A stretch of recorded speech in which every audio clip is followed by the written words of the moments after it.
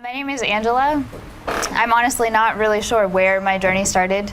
I grew up I'm Native American, so I grew up on a reservation, which is probably not something that a lot of you are familiar with.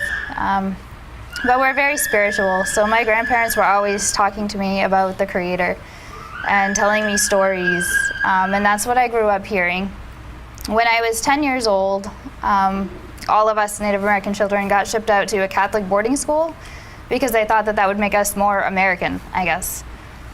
So I spent 2 years in a Catholic boarding school, and none of it made any sense. And the only thing that I really learned after the 2 years was that I'm definitely not Catholic. So as I got older, people started asking me, they were like, so what is your religion? And I was like, well, I don't really know. You know, we're spiritual, but we don't have a name for it. It's just a way of life. It's who we are. You know, you spend your whole day in prayer. The elders are always telling us that we're supposed to walk in prayer. Every step is supposed to be a prayer. And as long as you're doing that, then you're living life the way that you should. But we didn't have a name for it. So it made it really confusing when people would ask, what is your religion? So I started looking into other religions, and I started studying everything. Any religion that I could get information about, I was like, what is this? And eventually I would come to a point with all of them that I was like, this just doesn't make sense. No matter how many times a day I pray, I am never going to be a god. It's not happening. They just didn't make sense. So time kept going on, and after a while, I actually met a Muslim, and we started talking, and I was like, wow, you do that? Really? Wow, so do I. And it just started getting to a point where I was like, you know, maybe I need to read more about this. So I went online, and I started reading whatever I could, and it all just made sense. Most of it was stuff that I had already heard from my grandparents.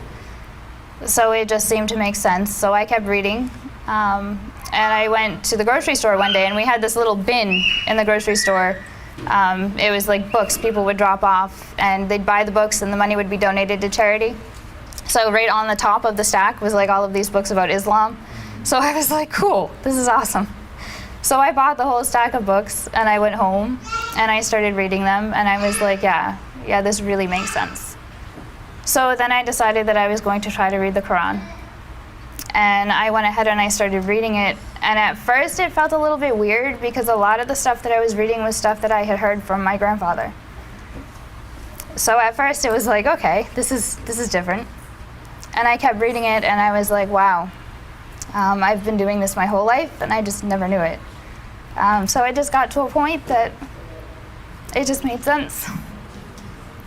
And here I am. What your class?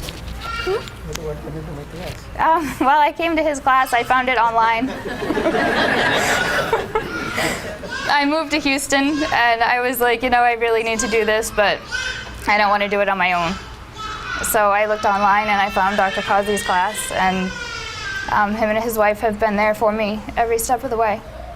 And I thank them and Allah for it very much.